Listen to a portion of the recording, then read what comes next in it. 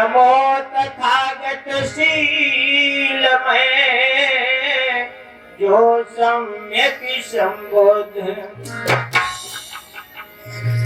शोधक सम्यक धम्म के रोधक हिंसाचारी नमो तथागत ज्ञान में करुणा के अवतार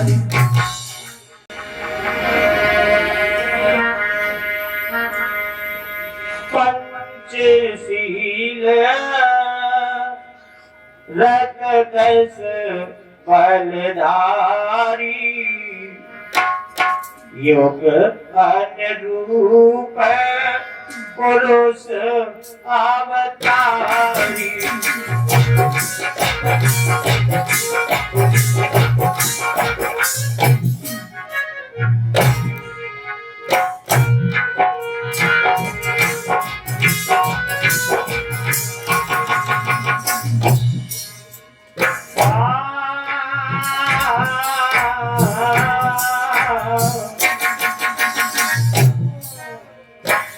पंचशील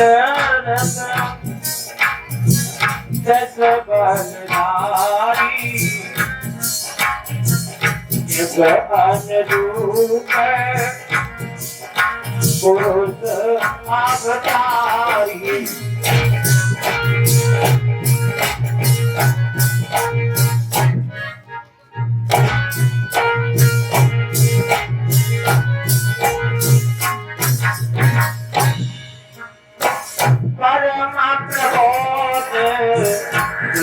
पास जामी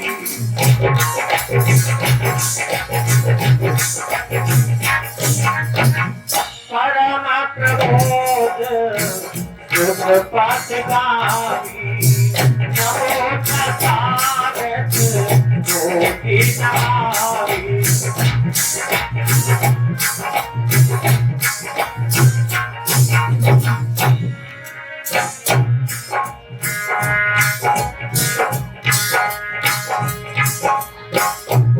भगवान रोटी की दया हो। इधर कपिल वस्तु जो राजधानी थी वहां के राज परिवार का मुखिया राजा कहलाया करता था और सिद्धार्थ गौतम के जन्म के समय शुद्धोधन के राजा बनने की बारी थी। यानी बारी बारी से कपिल वस्तु के अंदर राजा हुआ करते थे। शाक्यराज भारत के उत्तर पूर्व कोने में था। यह एक स्वतंत्र राज्य था, लेकिन आगे चलकर कौशल नरेश यानी प्रसेनजित ने अपने शासन क्षेत्र में शामिल कर दिया था। इस अधिकार प्रभाव क्षेत्र से रहने का परिणाम यह था कि कौशल नरेश की स्वीकृति के बिना शाक्य राज्य स्वतंत्र रीति से अपने कुछ राजकीय अधिकारों को उपयोग नहीं कर सकता था। ऐसी व्यवस्था थी। उस समय के राजाओं में कौशल एक शक्तिशाली राज्य था। मगध राज्य भी ऐसा ही था। कौशल नरेश प्रसेनजित थे और मगध नरेश बिंबिसार थे। ये सभी सिद्धार्थ के समकालीन थे। जिस समय सिद्धार्थ का जन्म हुआ था उसी समय ये राजा लोग मौजूद थे। इनका भी शासन चल रहा था। शाक्यों की राजधानी का नाम कपिलवस्तु था। भाइयों, कपिलवस्तु में जयसेन नाम का एक शाक्य रहता था और सिंहनु उसका पुत्र था। सिंहनु का विवाह हुआ था कच्चाना से। उसके पुत्र थे 5, शुद्धोधन, धोतोधन, शुक्लोधन, शाक्योधन, अमितोधन। 5 पुत्रों के अतिरिक्त सिंहनु के 2 पुत्री थी, अमिता और प्रमिता। भाइयों, शुद्धोधन का विवाह महामाया से हुआ था। महामाया के पिता शांत हो जाए। महामाया के पिता का नाम अंजन था और माँ का नाम सुलक्षणा था। अंजन कोलीय था और ये नेपाल में देवदह नाम की बस्ती में रहता था। यानी महामाया का मायका जो था वो देवदह में था। हाँ, शुद्धोधन बहुत बड़े राजा थे, योद्धा थे। और शुद्धोधन ने जब अपनी वीरता का परिचय दिया भाइयों, तो इनको एक दूसरी शादी करने का मौका और मिला। जो मां माया की बहन थी छोटी, जिसका नाम था महाप्रजापति। शुद्धोधन बहुत धनी आदमी थे, उनके पास बहुत बड़े बड़े खेत थे, नौकर चाकर भी थे। अनगिनत कहा जाता है कि उनको अपने खेत जब जुतवाने होते थे तो 1000 हल चलवाने पड़ते थे। कितने? 1000 हल। भाइयों, बहुत सुंदर राजा थे।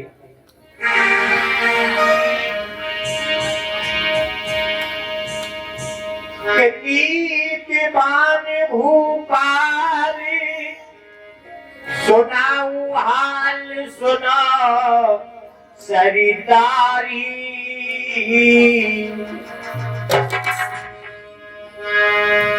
महामाया प्रजापति रानी है के घर में प्राणन प्यारी।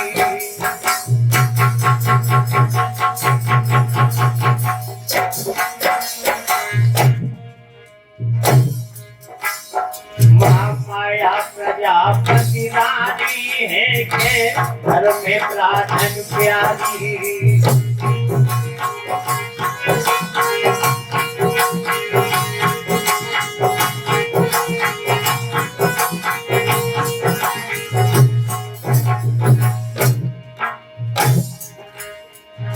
प्रजापति समान देख है कान दुजन कुमारी, दुजन कुमारी। राजा की बड़ाई कर रहे के नंगर की नरी नारी। राजा की बड़ाई कर रहे के नंगर की नरी नारी।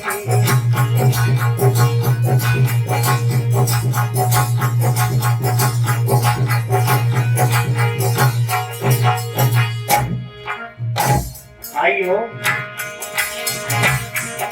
घर में पति मेरा नारी है दादा, चंद्र बदन योजियारी है भैया।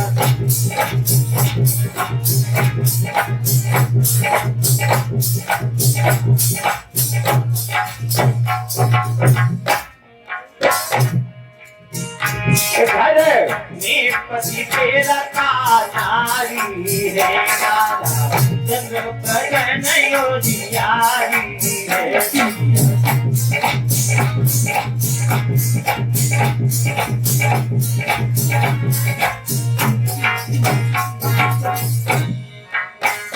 यदि करे पढ़ाई नर नारी है दादा, साथा चुनाया गारी है भैया।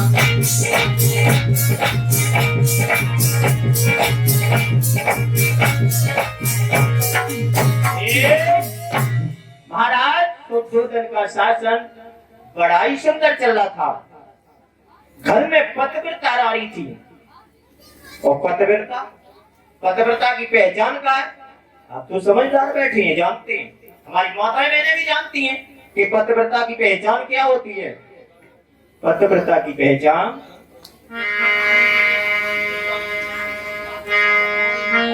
कि पति सेवा में 8 पहर। कौन कौन? बड़ी रानी थी महामाया और छोटी रानी थी महाप्रजापति। दोनों रानियां बड़ी सुंदर, और सुंदर क्यों नहीं होगी, आचरण भी एक जैसे थी, क्योंकि एक मातु पिता की औलाद थी, दोनों सगी बहनें थी। कि पति सेवा में वो 8 पहरी, अपने को हाजिरी करती।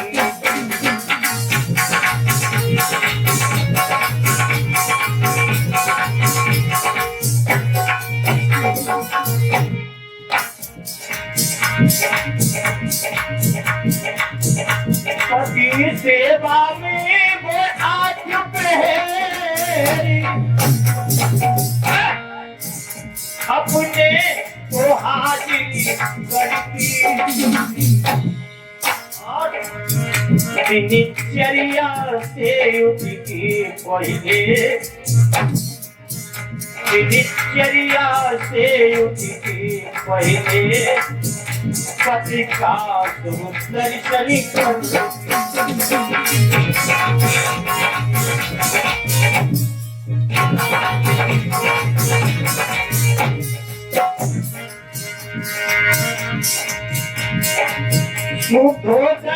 महाराजा की सुनियो गाथा तुम के रहे हैं सुनो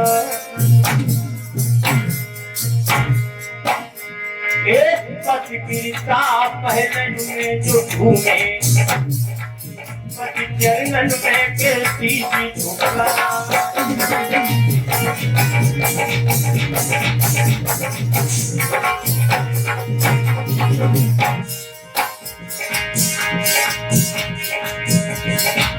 सुंदरी दादी चले सुधन का भैया ध्यान रे पिसरी नहीं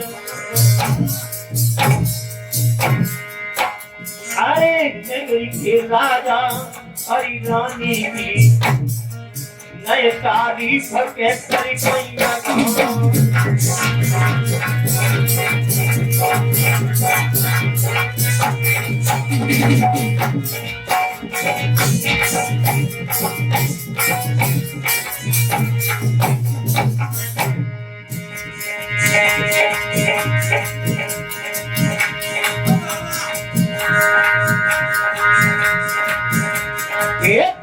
शराब है गिरवाजा कहाव को राधा पारद है पार बलिदान ऐसे महाराजा की दुर्गा था अरे प्रतिभाने के रहे हैं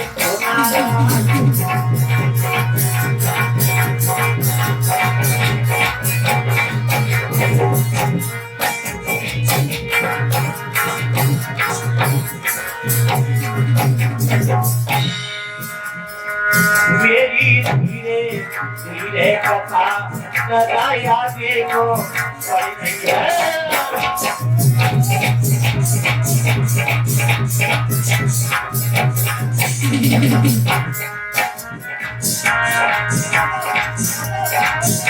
आगे को पड़ गई है सदाया देखो पड़ गई है मेरी धीरे धीरे कथा सदाया देखो पड़ गई है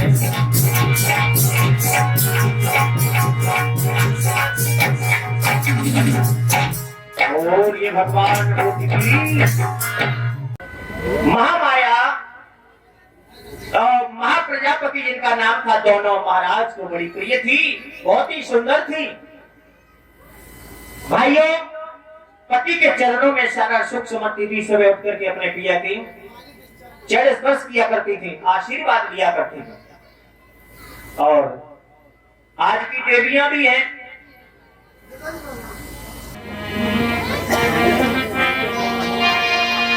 क्या लिखा है विद्वान ने कि सादरी सास ससुर पति पूजा और नारी जाति को धर्म पूजा।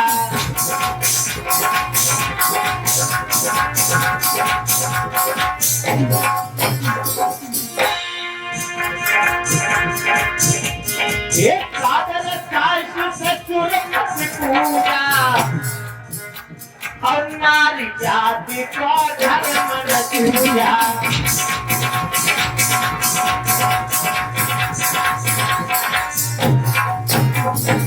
क्या बताया विद्वानों ने कि हमारी माताओं बहनों के लिए सास ससुर और पति की पूजा बहुत ही जरूरी बताई है, क्योंकि हम आप कोई देवी देवता पत्थर के किसी ने देखे यहाँ पर बता दे, पूजा करते करते जीवन गुजर गया, किसी ने देखा है तो हमें बताया खड़े होकर के।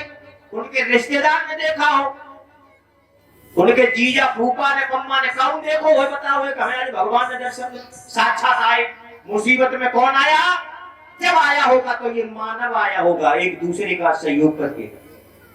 जब हमें आपको बीमारी लगती है, कोई एक्सीडेंट होता है या कोई और दिक्कत आ जाती है, तो मानव के रूप में डॉक्टर आएंगे, स्वास्थ्य विभाग वाले, या रास्ता की कोई आएगा। यही सच्चे भगवान है जो आपके समझ आते हैं। तो हमें मानव मानव बुद्ध धर्म की क्या पहचान? मानव मानव एक समान, यही देवता सच्चे हैं। सभी आज से यहाँ पंचशील दरबार में थोड़ी इतना सीख जरूर ले लें कि सच्चे देवता आपके पिताजी हैं और आपके माताजी हैं। इधर माता जब धीरे धीरे समय गुजरता है तो भाइयों बहुत समय हो गया। महाराज शुद्धोधन की 2 पत्नियां थी और दोनों पत्नी से कोई संतान उत्पन्न नहीं हुई, कोई संतान उत्पन्न नहीं हुई। अरे राजा मेरे तू बचानो सोने लिया।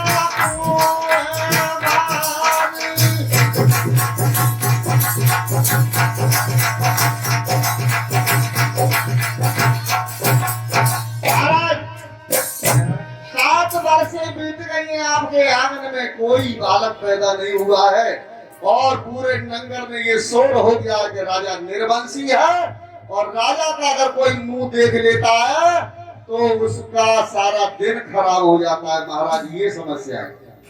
मंत्री जी, मंत्री ऐसी बात सुनाई,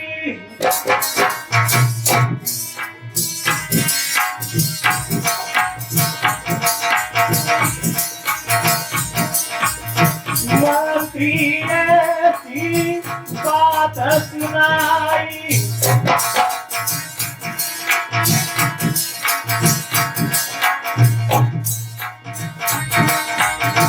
भूली गई थोड़ा याद दिलाई,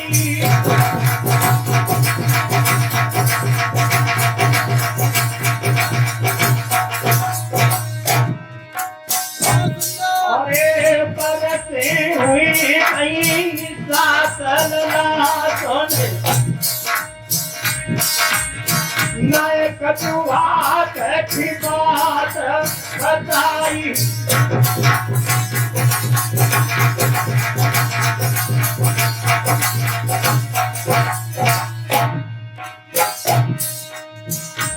मंत्री महाराज आज तुमने हमें वो बात बताई है जिसको हमें याद भी नहीं थी। भूली बात तुमने बता दी है और तुम कहते हो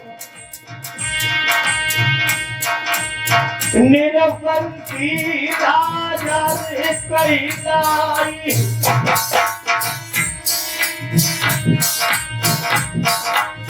तेरा प्यार नहीं है मैं बोल सुनाई।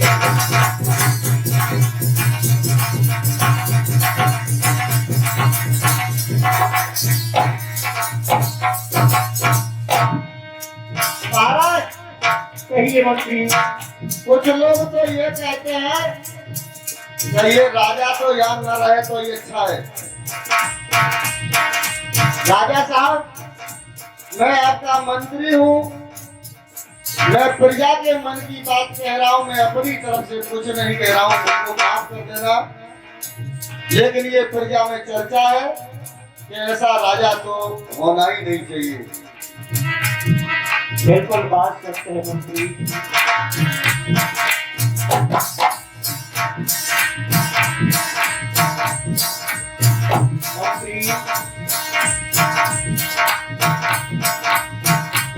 अरे हाजी हाजी की बात ना तुम्हें दिल की रे हम बात बताई।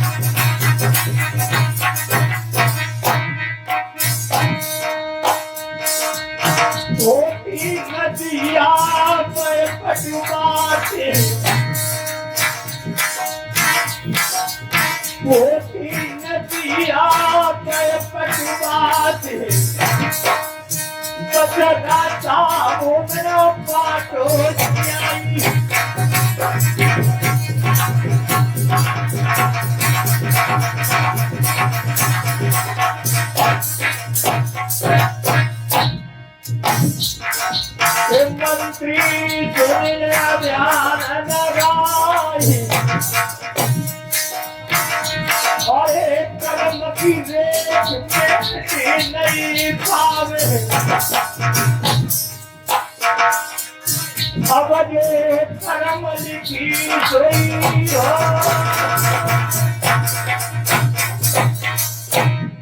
मंत्री, ये बात हमारे हाथ की नहीं है कि आज आपने ये बात सुनाई है, लेकिन अगर आपने ये बात बताई है तो अब मैं इस कचेरी को बर्खास्त करता हूँ और महलों की तरफ जा रहा हूँ। अब हमारे दिमाग में बहुत रेशन आ चुका है, राजकाज में हमारा मन नहीं। मैं भी सोच रहा हूँ कि आज हमारी इतनी उम्र हो चुकी है, 7 साल बीत चुके हैं, बुढ़ापे की तरफ शरीर जाना है, लेकिन अभी तक हमारी कोई संतान नहीं हुई। बंधुओं, आज महाराज ने कचहरी को बर्खास्त किया है और महाराज सुधोधन महलों की तरफ चले गए।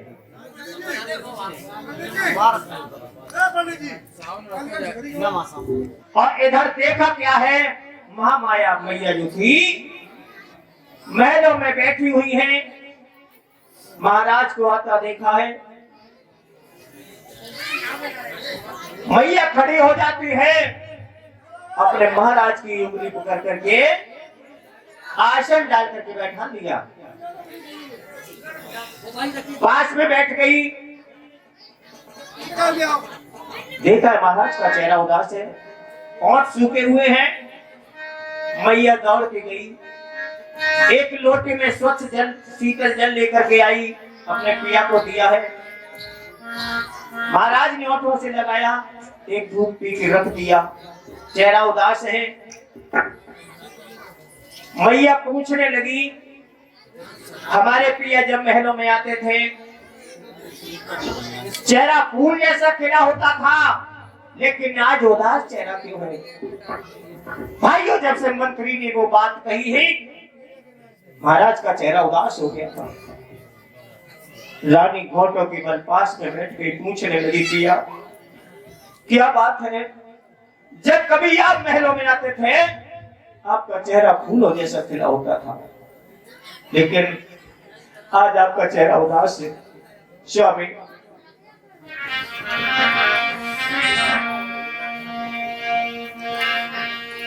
हाथ जोड़ करके कहने लगी, पिया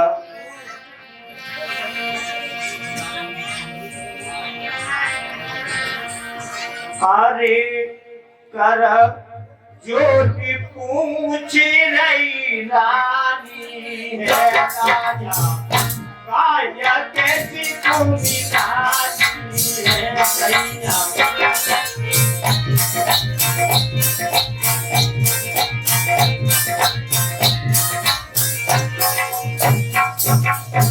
बात बताओ स्वामी, कर जोड़ पूछी रही रानी है राजा, आया कैसे पूरी रानी है सैया।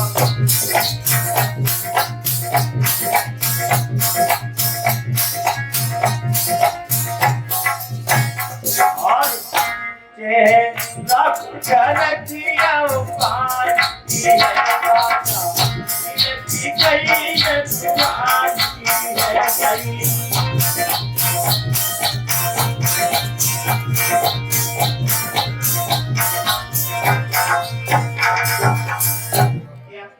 महाराज, आपका चेहरा उदास क्यों है? जब कभी आप आते थे फूल जैसा चेहरा खिला होता था, लेकिन आज क्या बात है? आप डीजे को निगाह क्यों झुकाए हैं? चेहरा उदास क्यों है महाराज? नहीं बोल रहे हैं महाराज शुद्धोधन।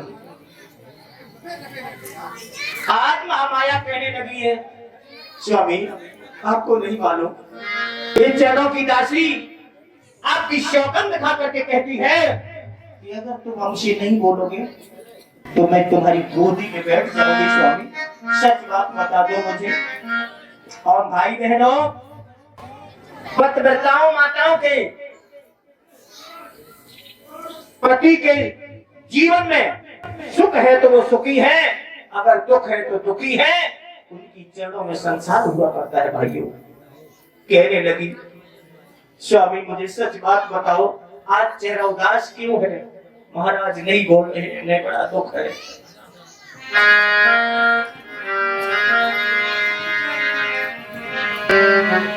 बोली है कि किस कारण से प्रीतम प्यारे गई दिल की बदली रूहानी है।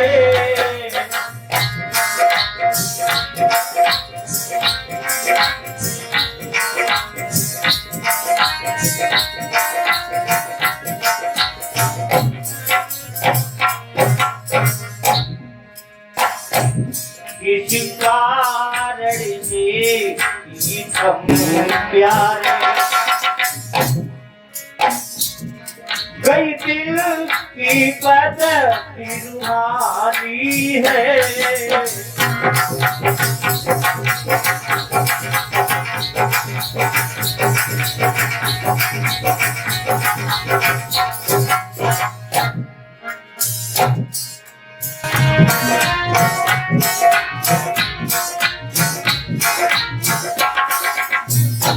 क्या भूखा चमकी गया दर से, क्या भूखा चमक गया दर से,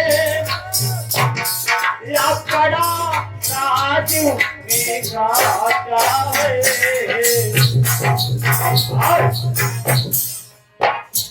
या तू जा कोई निशान हुआ,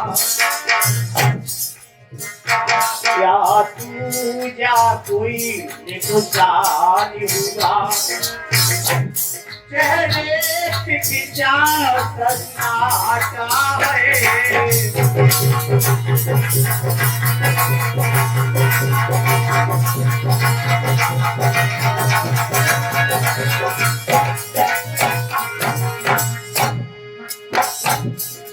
बताइए महाराज क्या कारण है?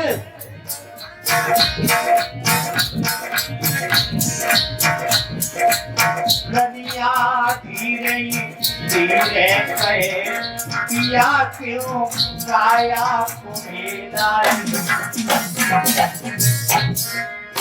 मैया धीरे धीरे कहे या क्यों काया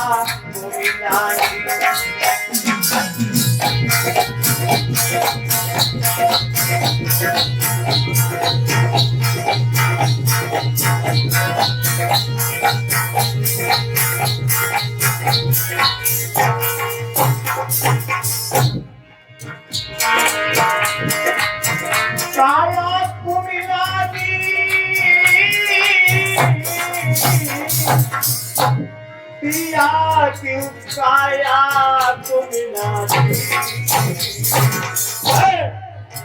मैया धीरे धीरे गए मनम क्यों काया को मिला।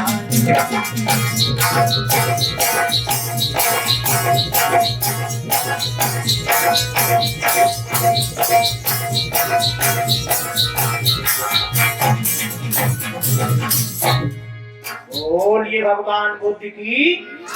आज कई बार आग्रह किया है महाराज, ये आपकी काया क्यों कुमला गई?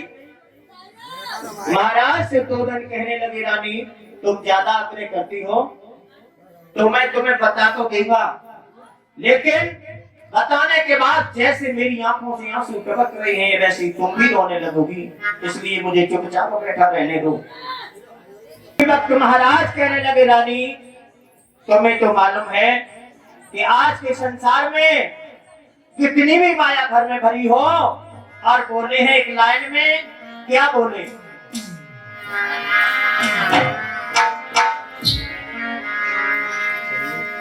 आगे चाहे लाख, महाराज बोले हैं रानी से, रानी सुनो मेरी बात अगर पूछ रही हो तो, चाहे लाख भारे होए घर में मोती,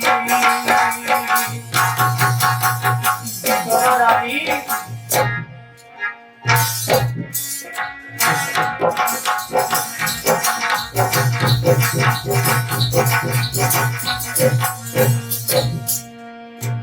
रनिया लाख भरे होए घर में मोती, अरे बिन बेटा न शोभा घर में होती।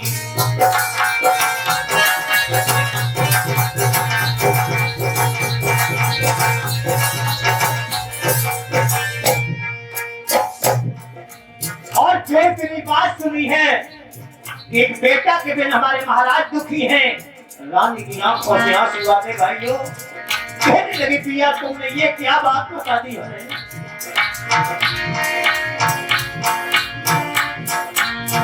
अरे रनिया अगनामी रोटी रोटी रोटी रोटी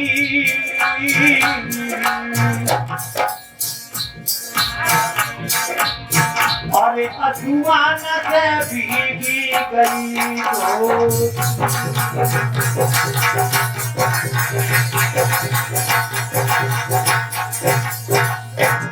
आज रानी ने जैसे ही सुना है तो भाइयों आंखों से आंसू बहने लगी और रोने लगी। कहने लगी महाराज क्या है इसमें? तो सिर्फ हमारी कमी है महाराज, मेरी कोख में पत्थर पड़ गए महाराज, सब कसूर मेरा है। इस अभागिन कि साथ आपकी शादी न हुई होती तो शायद थे आपके घर में कोई न कोई पुत्र आ जाता। कहने लगी है महाराज क्या करूं, हमें भी पुत्र का दुख है। आपने तो महाराज ने पूरी बात बताई कि आज मंत्री से मैंने पूछा कि अपने शासन में कोई दुखी तो नहीं है, तो मंत्री ने बताया कि प्रजा में चर्चाएं हो रही हैं कि सबसे बड़ा दुख तो ये है कि महाराज के कोई संतान नहीं है, और महाराज की संतान नहीं है तो महाराज के जाने के बाद राजकाज कौन संभालेगा। मेरी बुद्धि में बहुत रेशन आ गया, मैं महलों की तरफ चला आया। रानी इसी बात का दुख है, इसलिए मेरा चेहरा उदास है। महाराज की बात सुनकर के रानी कहने लगी पिया आपने याद दिला दी, हमारी आंखों से आंसू बह रहे। हमें भी दुख है कि आज मेरी गोद से एक बालक पैदा होता तो प्रजा में मालूम तरह तरह की बातें चल रही हैं। क्या चल रही हैं? तमाम लोग कह रहे हैं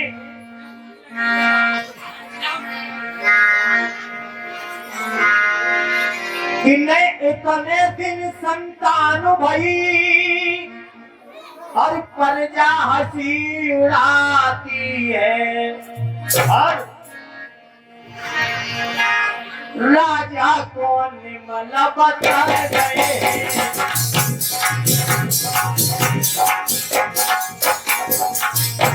राजा को निमल बताए रहे,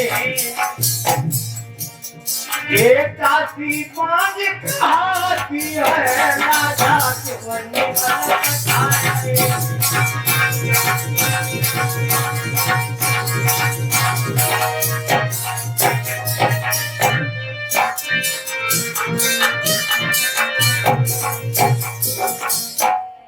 कहने लगी महाराज लंगर में तमाम तरह तरह की बातें हो रही हैं, हमने बहुत पहले सुना था, आपने तो आज सुना है। उसी वक्त महाराज कहने लगे तुम चिंता मत करो, मैं कह रहा था कि अगर तुम्हें मैंने बात बता दी तो तुम भी चिंता में पड़ जाओगी, इसलिए चिंता मत करो। कोई बात नहीं, हमें निबल बता रहे, कोई ये समय का फेर है। सुनो मेरी रानी, हम निर्मल है तुम बाज सही। मालूम मैं निर्मल हूँ, तुझे पांच बता रहे थे, ये समय का फेर है। सुन मेरी बात,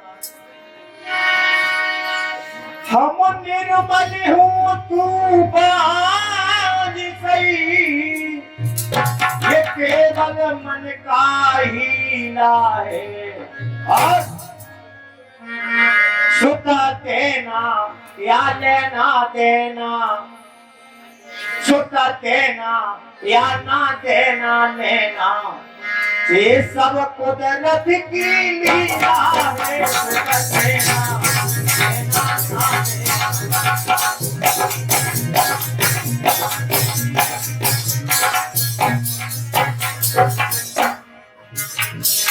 सुता लेना देना ना लेना, ये कर्म ये कुदरत की सब लीला है। सुता देना देना ना देना,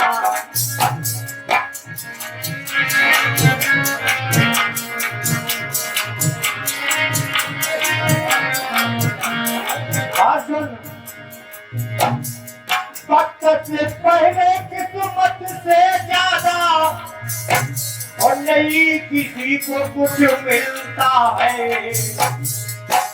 जब समय सुहाना आता है, जब समय सुहाना आता है, रानी कहने लगी हाँ भैया, चांदी पे फूल भी खिलता है।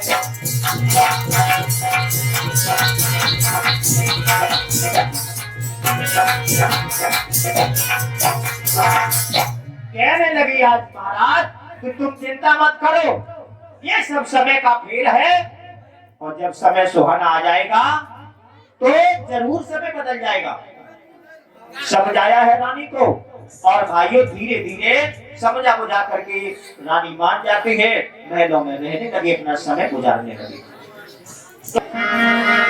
धीरे धीरे समय गुजर रहा है। कि साथ राज के लोग सभी उत्सव प्रतिवर्ष मनाते थे। क्या राजा क्या प्रजा सब उत्सव में जाया करते थे।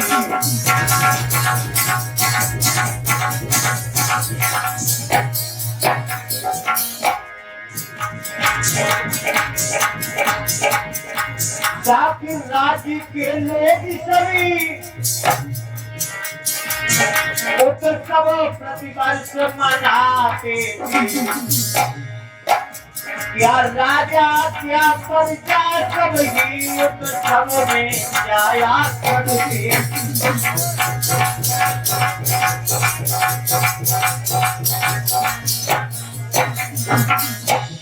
सात दिना तक चलता था भाइयों।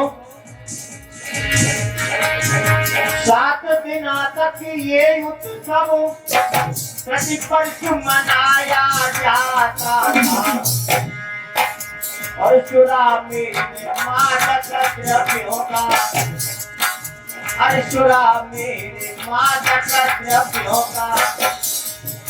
परित्याग रखाया जाता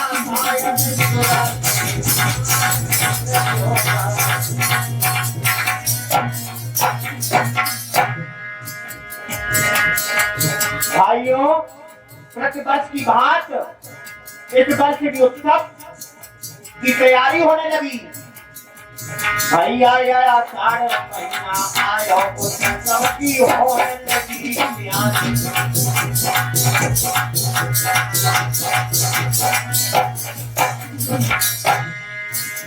ये होने लगी तैयारी बिना मेरे होने लगी तैयारी। तो महीना होने लगी तैयारी। राजा आषाढ़ महीना आयो उत्सव की होने लगी तैयारी।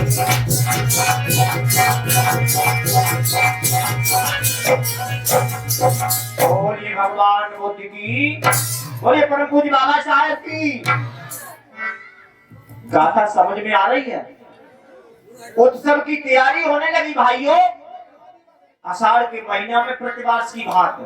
और इधर महाराज के महलों में 2 रानियां हैं। महामाया से महाराज ने कहा, प्रजापति से कहा कि रानियां दोनों लोग तैयार हो जाओ। अपने आषाढ़ का महीना आ गया है और 7 दिन तक उत्सव चलेगा। रानियां तैयार हो गई भैया। और जब सातवां दिन आया, महामाया और प्रजापति तैयारी में लगी है। सुनो ध्यान दे व्रत बात हम साची बतलाते।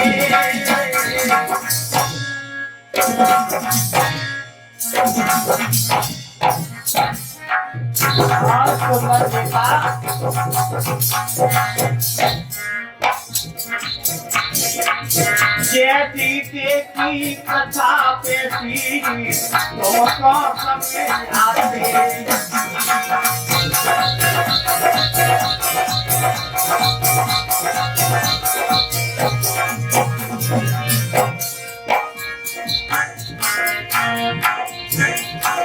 महीना आषाढ़ को आया।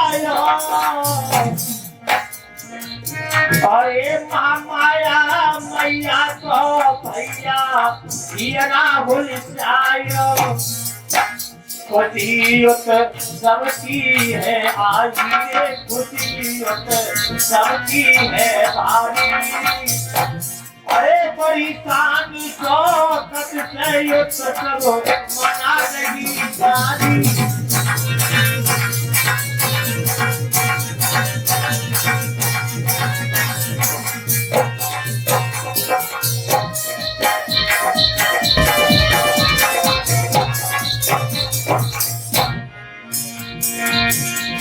रूप में सुंदर लगती थी।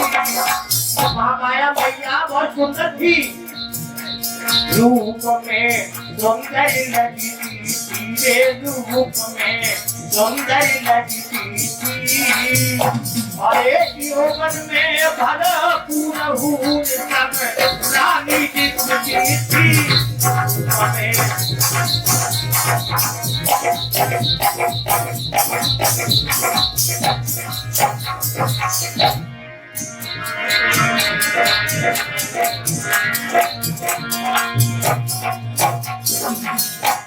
मैं फिरई योवन घूमे बारी ना कोई संतान होटन की चाय चटान आदि या तुम आयो है आयो है रात कान उठी के नारी ने सुनार बनायो है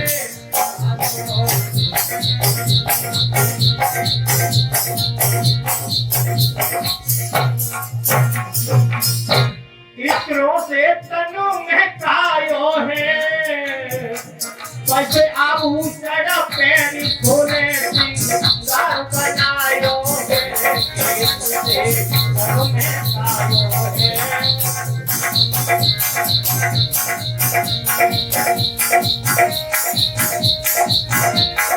बोलिए भगवान बुद्ध की।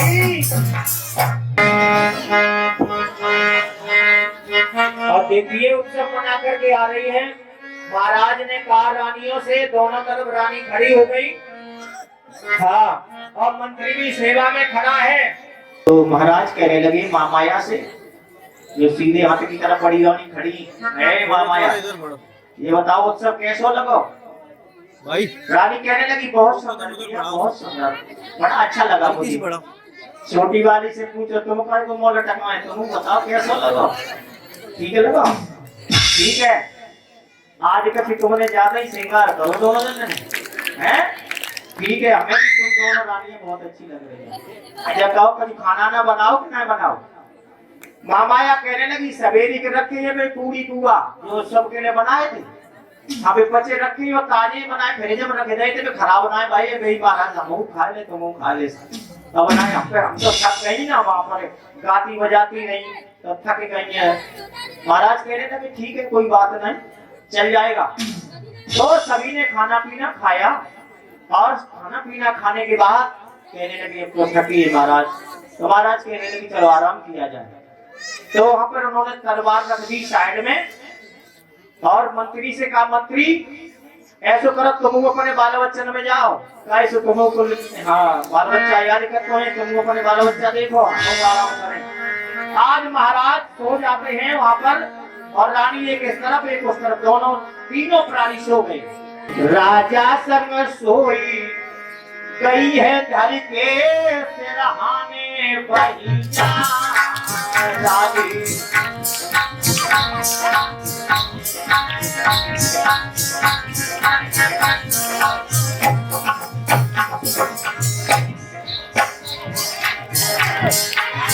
सिरहाने बहिया के धर के सिरहाने बहिया